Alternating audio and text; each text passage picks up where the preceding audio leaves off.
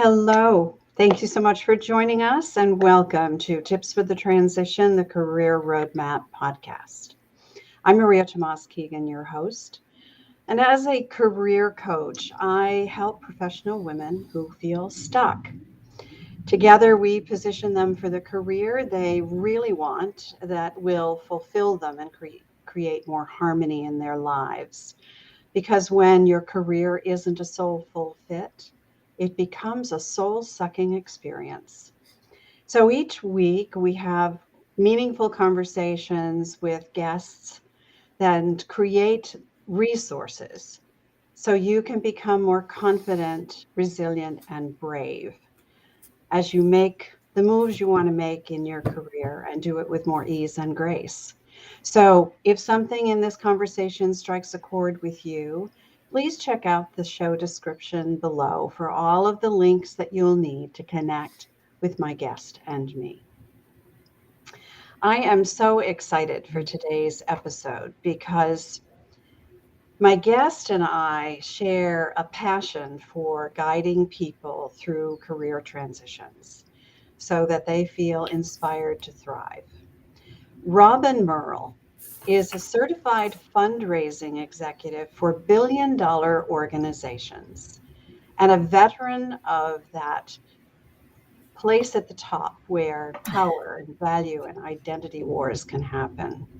She is the award-winning author of Involuntary Exit, A Woman's Guide to Thriving After Being Fired, my favorite word.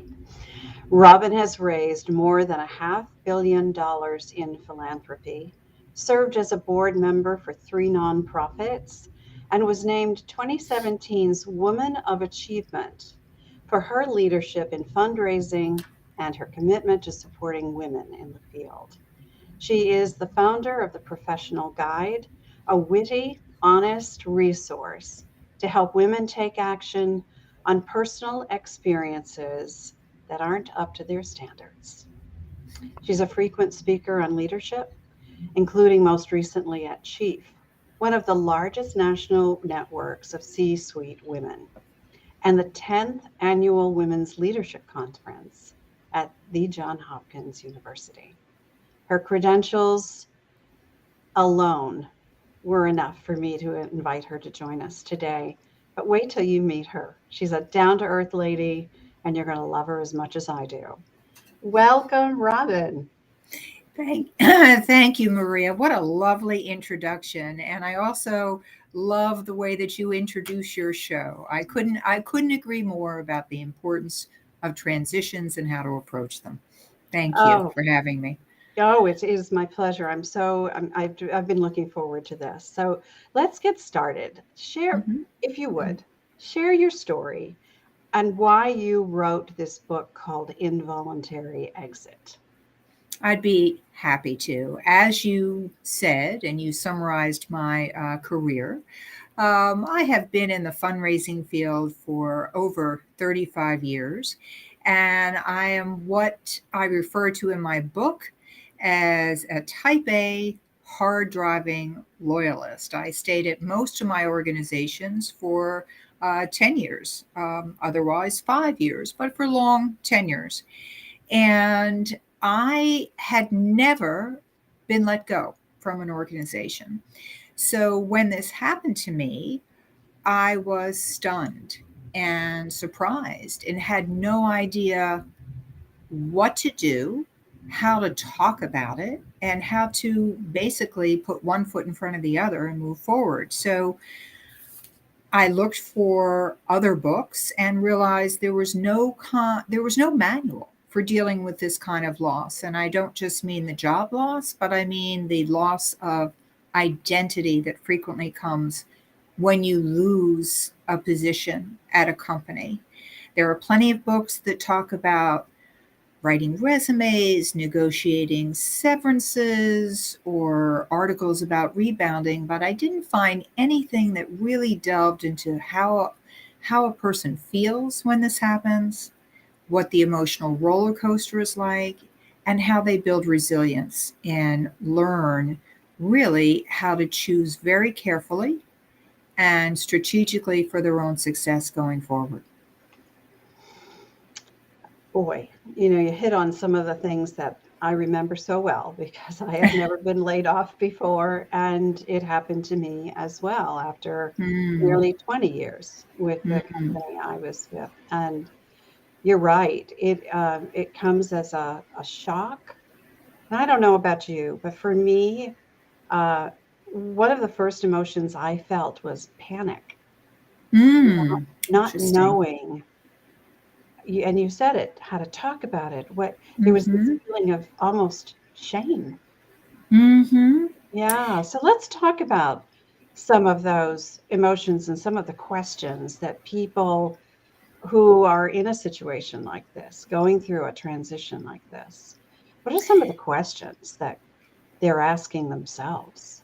So, Maria, it's interesting your first feelings because what I've applied to the phases of this, let's say, involuntary exit journey, is a grieving framework. Mm, So, the first phase is shock and numbness and panic. I would probably fall under that, yeah. where you're just numb and you're shocked and you really don't know what to do.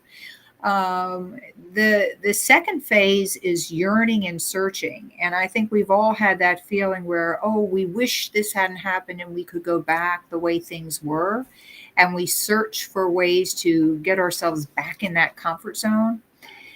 The third is kind of a disorientation phase. And one of the women in my book whom I interviewed said, they spend 2 days on orientation at my company. They should also spend 2 days on disorientation when you're let go because you're sort of flailing and asking the questions that I'm about to get to. And the last phase is really reorganization and resolution, and you come to terms, you reorganize your thinking, and you resolve how you want to live your life from that point forward. And this takes time. The initial questions that people might ask themselves, and I had a consulting social worker for my book when this happens, are why is my identity my job? Because Oh, if you've left that job, you've left that identity. And then they start to ask, do I like the roles I've played? Why was I working so hard? And just by asking those questions, they open up a dialogue with themselves to do the important work to change their mindset, which is they step back, they start reflecting, ultimately, they reframe, and at the end of the rainbow, they reset. oh, I love those questions. And you hit the nail on the head with the second one. Why was I happy and why did I do that for so long? Yes. Yeah, yeah, that was actually, and it does cause you to go inward and really do some reflection, Mhm. a lot of reflection about who you are now, that things have changed, and what do you really want next, which is the work I do with my clients, answering those questions. Oh, good questions. So in your book, Mhm. and you mentioned it a moment ago, the mindset, the changing Mhm. our mindset. You focus on that in your book and how we must change our mindset to build resilience and remind ourselves of our value, right? As we move Exactly. forward, right? How do you Exactly. how do you help us lean into this? What are kind of the key things we can do to lean into that? That's a great question, Maria, and it is really where the bulk of the work takes place, as I'm sure you know as a coach. People will come from a transition, whether planned or unplanned, with ideas about themselves and the role they played in, quote, the community of their culture and what their identity is based on who they have been. And it takes a lot of work to start eliminating the undervaluing, especially if you've been transitioned and you haven't planned it, any negative self-talk that intrudes. I think we all know that experience when we go to bed at night and suddenly there's a tape that's circling around in our head and a script that we're telling ourselves, and that puts us in a state of mind that isn't really helpful for us moving forward. So, to change your mindset, it has to be a very deliberate exercise that we do. We don't have to do it alone. We can do it with coaches like you, or we can do it with people we collect as sort of advisors or helpers for us. But one of the first things that's important to do if you have an involuntary exit is to sit down and write what actually happened when you left, and not to include your fears, your feelings, what other people said, but write down what actually happened.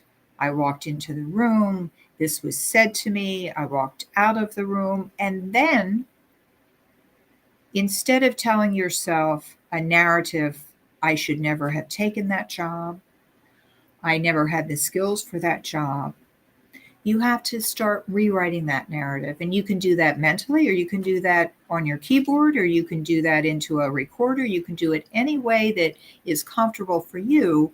But basically, you want to start thinking in terms of, I did a good job where I was.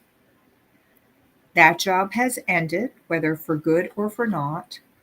I succeeded in reaching several goals in that job. And now I'm going to move on. And just to reframe that for yourself is very important. And of the women that I interviewed, there were 8 different things that they told me, 8 different tools that they use to help them reflect, reframe, and reset. Would you like me to go through those? Yeah, I'd love to hear them. Sure. So the first one that they talked about is to write a unique value proposition. Now, a value proposition is one of those terms that we've learned from our corporate careers that has to do with how a company is selling itself. What is its competitive edge? So when you sit down and you actually think about yourself, and you may have been one of the people that contributed to the company's value proposition, but it's a whole different ballgame when you have to do it for yourself. The fact that you even think about it is more important than completing the value statement. The fact that you believe, as you said earlier, Maria, that you have unique value and we all have unique value is the first step in having your mind think on a positive spectrum of movement forward. The second thing is a lot of women collect inspiration. Now, this inspiration wasn't necessarily related to their positions or to a certain topic. All different kinds of inspirational quotes that appeal to them, something that you might talk about on your podcast that they might hear and they would just write down that phrase. And the point of doing this exercise is just to think differently. All of us grow up, evolve, mature in a silo of lived and worked experience.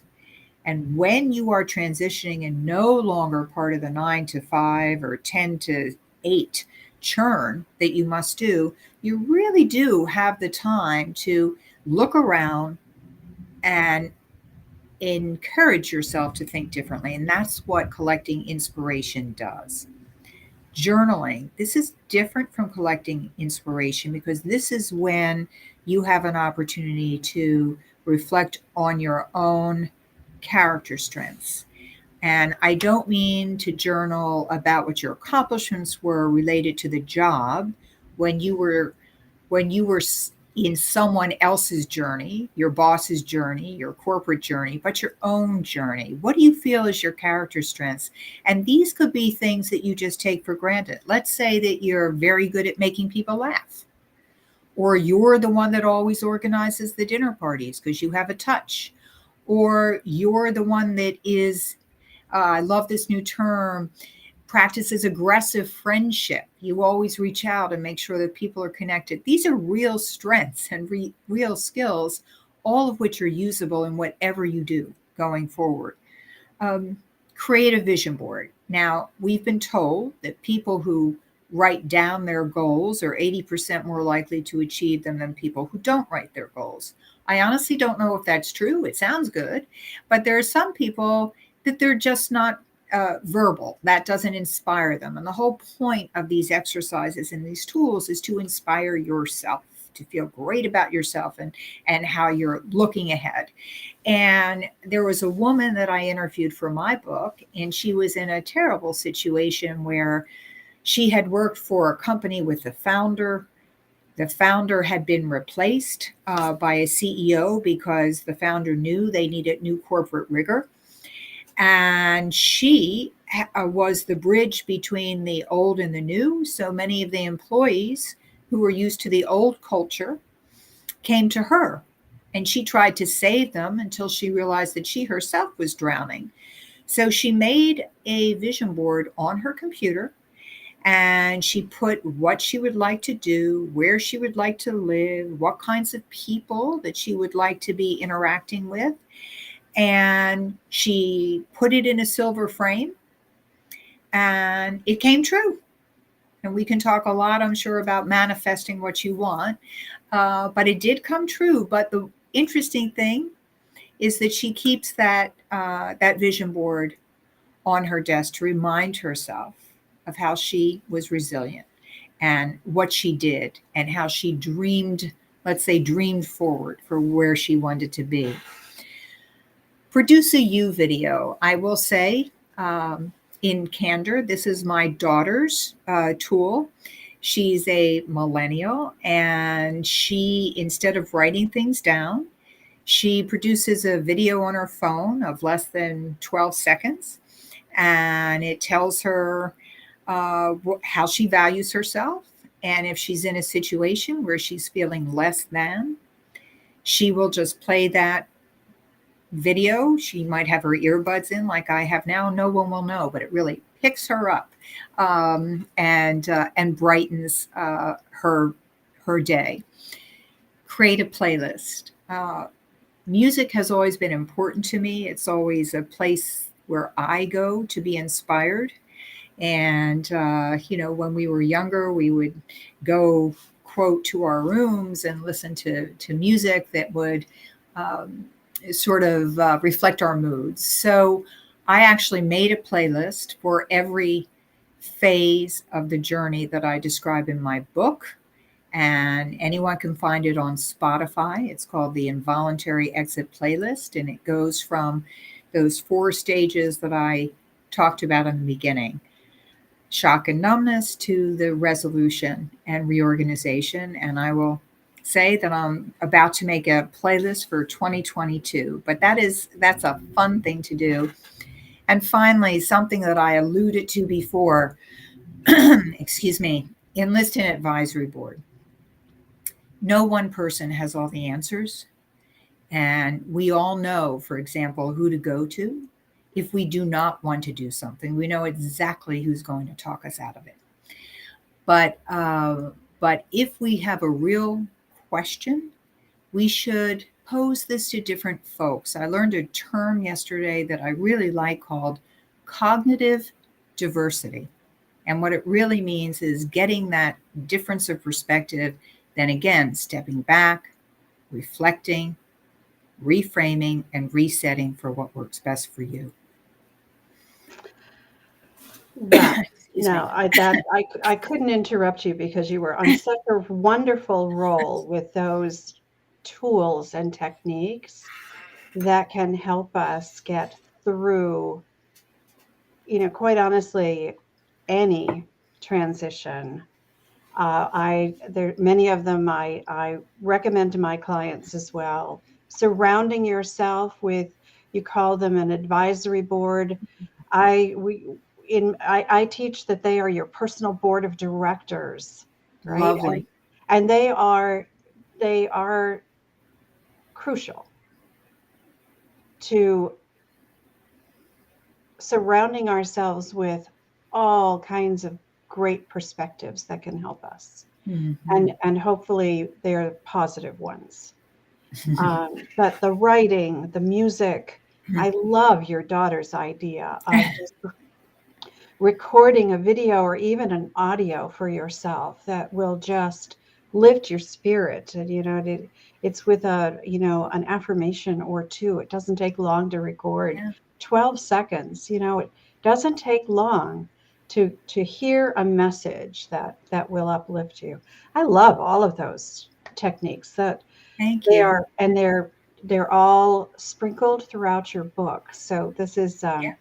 it's a great resource, your book, for people who are going through transition, really of any kind. But we talk about being fired, the Mm, involuntary exit, being fired, being laid off, and sometimes we fire ourselves or be faux fired, as I know you like to call it, right? correct. That's right. Yeah. All right. So, this journey can be tricky. And Hmm. there are some emotional triggers that can happen along this journey for people. Um, and it might be for example, in a job interview, a trigger might be when the hiring manager asks, "So, why did you leave your last position? Tell me what happened." And that could be a trigger. What are some of the others that you've come across? Oh, there are plenty, but related to that would be the reference check. So, and I was speaking with an executive recruiter about this, and I said to her, well, what if you don't want to give your immediate supervisor as your reference because they were the one who let you go? Hmm. How do you handle that? And her response was that it's a matter of policy that they always check. They always need a supervisor. Maybe it's not the immediate supervisor or the past supervisor, but they do need to check with the supervisor. And this is an emotional trigger depending where you are in your journey. If you go out too soon and someone asks you that question and you're still filled with panic, what you had mentioned, or rage or shame, the answer you're going to give is going to come across as if you're hiding something or you're still angry about something. And for all of these types of emotional triggers, what this recruiter recommended is you really have to make sure you're beyond that phase so that whatever you say, it comes across as positive Hmm. and confident Hmm. and interested in the job at hand. Right. Now, her recommendation for answering that question was, well, you can do a few things. You can say, my supervisor and I did not see eye to eye, and you may hear that, but we had a good run at the organization. You can also call your supervisor and tell them that there will be a reference check, and you'll probably be surprised how forthcoming they are. But for all of these emotional triggers, whether it's the interview, what happened, the reference check, filling out an employment application, the important thing is to be honest and to tell the truth. I don't know about you, Maria, but I am very bad at not telling the truth. I kind of like I trip over my own words. So Yeah, just be absolutely. honest. Yeah. Yeah. Yeah. And it's always the best policy, as we were taught when we were young, right? Yes, But I think what you're talking about here is knowing, just know that there will be some things that could trigger you. How maybe prepare for that. Figure out what those triggers might be for you, where you have kind of the thin skin around exactly. what subjects, and just prepare yourself. Prepare by practicing how you would respond. And these Mm, are the kinds of things that I do with my clients when we get to that part of the program is, let's do some mock interviewing. What are some of the excellent. toughest questions for you to answer? And let's practice your response to that. So yeah, those are, yeah. I see a question about references where companies are only allowed to provide the dates of employment.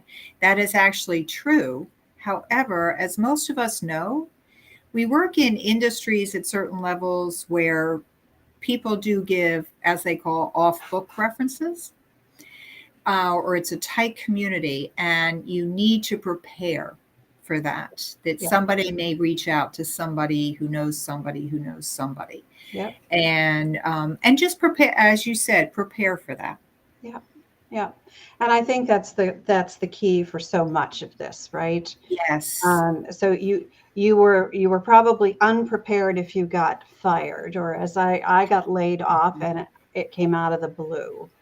And you are unprepared for that. But with using some of the techniques that you've already recommended, you can smooth your way. I like to say you can do it with more ease and grace when you Mhm. use some of these techniques to help you center on what it is that's really going on, who you are, what you value most about who you are, and what you bring in value to others, and step into that with confidence, and then you can position yourself for whatever comes next. So important. Very, very good words. Good words, Maria. All right, I have a final question before we get to our tip segment. You've given us so many already. But finally, I want to ask about the word you use that I use. It's in my company name, thrive. It is power packed, and I would love to hear how you define thriving. Well, I have to say that it's a question that I do ask others because I also love that word. And so, how I define it, I've sort of taken that from my clinical social worker consultant, because I loved her definition. So she said, thriving is being at peace and available to be present in life as it happens.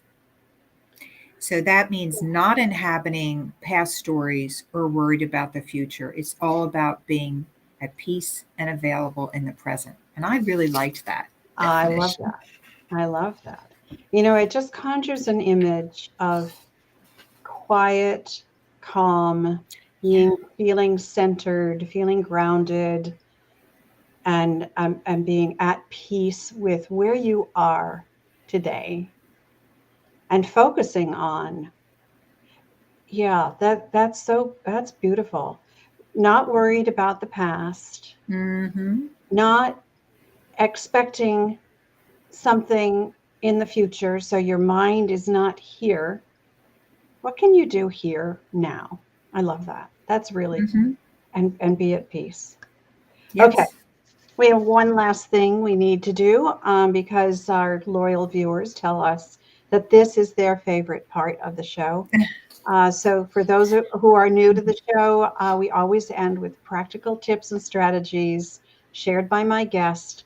And it's why I call the show Tips for the Transition. So, Robin, your book is filled with call outs that you call best advice. Can you share some of those with us? I'd love to. Thank you. So I'll start from the metaphorical and end to the to something that's very specific. So during transition, sometimes I tell people, imagine you filed Chapter 11 on your life and you need to emerge as a new entity. My second tip, and this is applicable to people that really want to move away from the pain and towards the pleasure. My second tip is don't confuse moving quickly with moving forward. Ooh, ooh, I love that. I love that. Don't confuse moving quickly, which people may feel the need to do, right? Mm-hmm. They may Mm-hmm. feel like, oh, I got to get this next. I got to get situated again. Right. Yeah, Right. love that. Yeah. Do we have time for two more? Yeah, I want to go back to your first one for a second. Okay. I've never heard this one, but what a great, for those who are in corporate, um, they'll truly understand this. Our entrepreneurial folks who maybe have Mm. not been in corporate may not so much, but think of, so tell me what that metaphor was again. Think of it as though It, imagine you filed Chapter 11 on your life, you're which is sort of a eleven. bankruptcy filing, and Yeah. you need to emerge as a new entity. So that, what a great kind of big picture Yes, idea yes, this is. So if you have to emerge as a new entity, how do you reinvent yourself? exactly. How do you reset yourself? It's what we've been Yes. talking about. How do you change your mindset from where you were to where you are now and where you could be? Yes, And where you want to go from here. Yeah. correct. And it puts it in those stark terms of what does happen in Yeah. business. So what happens in a situation like that is they keep the good, Hmm. right? And in an organization, right, when they are restructuring or resetting, right, Yes, they keep all that's good and they release the stuff that does not serve you any longer. exactly. Exactly. What a Well great explained. metaphor. I Yes. love that. That's wonderful. Yes. I'm probably going to steal that one from you. Okay, what have you got next? I have embrace uncertainty not as a threat, but as a necessity. What was the last word? Not as a threat, but As a necessity. a necessity. Okay, repeat Bec- that one. embrace uncertainty not as a threat, but as a necessity. Embrace adversity as a necessity. Yeah. Love Uncertainty, that. yes, because we need fear usually stops us in Yeah. our tracks. It keeps us in places we don't want to be. Stuck. Correct, stuck. What you just said in the beginning, Yeah. and it's fear of the unknown. It's Yeah. fear of uncertainty. Yeah. But we need to embrace that really as an opportunity to explore, as a Right. necessity to grow and to evolve. Yeah. It takes living, getting uncomfortable, getting Yes, comfortable being uncomfortable, right? exactly. Sitting out, edging out of our comfort zone. Yeah. Like that one. Go ahead. Go ahead. New, next one. My next one, my last one, which I've seen happen again and again, trust that the right people will enter your life when you need them. Oh, there is such comfort in that, isn't there? Yeah, There is. if we could just relax enough, and a situation like this, being involuntarily exited. I Hmm. I call it being divorced. I was divorced by Yes, my company, um, and it feels like that. Been through those too. It did feel a lot like that. But trusting that if you can relax and open yourself up to the possibilities and trust that the right things will happen for you and the right that's right. people will come into your life to help you, if you're open to that and not closed off, it's a really great tip to leave That us with. that's exactly right. And for hard driving corporate women, it may sound a little woo woo, but No, when they're ready and they yeah, open themselves up, which means they might take a call from Maria, whereas before they might not have taken a call, or yeah, they might explore something, or they might find themselves at an event that they never thought they'd be at, and they meet somebody who then tells them about an opportunity. I have just seen it and heard it happening over and yeah, over again. yeah, And it's a wonderful, wonderful thing. And I think it is comforting. We've talked about the comfort zone to know, as you put it, if you open up, the right people will come into your life when you need them. yeah. Yeah, it's one of it really is a law of life. It truly is. Mm. And I don't call it woo woo, but it might be a little woo. It's half of woo But woo. it's Right. true. It's true, and it will serve. It will serve everyone well if they can just relax a little bit and allow, be present. So just take so many of your tips from today, and use the ones that resonate with you, that make you feel good, that make you want to reflect and kind of figure out who you are now that something significant has happened. And then open yourself up to the idea that, there are lots of possibilities going forward. And they Absolutely. start today, not by retelling the same old story and staying in the negative energy of that, but reframing that story, as you said, and then focusing on where you are today, because this is where you start from to move Hmm. forward. I love that synopsis, Maria. That is right. Don't tell the same old negative Mhm. story. Start Mhm. today. Yeah. Wonderful advice. Robin, thank you so much. These are your tips, your time today. They were so helpful. I think this is a jam-packed episode it's going to help so many people. I hope So so. I know that our viewers are going to want to get in touch with you and hear more about your book and learn more about the work you do. So, what is the very best way for them to do that? They can go to my website, which is theprofessionalguide.com. That's TheProfessionalGuide, one word, .com. Theprofessionalguide.com. That is perfect. Thank you. Thank you so, so much for being here. I really, really appreciate it. Thank you, Maria. This has been a delight. Thank Just a delight. My pleasure. So, so glad that we met. I All am as well. right. For those of you who are watching and listening, I appreciate that you're a part of our community. And I hope you enjoyed this episode with Robin. And if so, please leave a comment, leave a review. If there's a star rating where you're listening or watching, just rank us for how this resonated with you. And as I said at the top of the show, I love creating and sharing resources for professional women who feel stuck in their careers. So if something in this episode resonated with you and you'd like to get a fresh perspective, reach out. Let's chat. And you'll find all the links you need to learn more about Robin and me in the show notes below. I invite you to continue this conversation in my private Facebook group called the Career Transition Roadmap. So you can find that link below as well.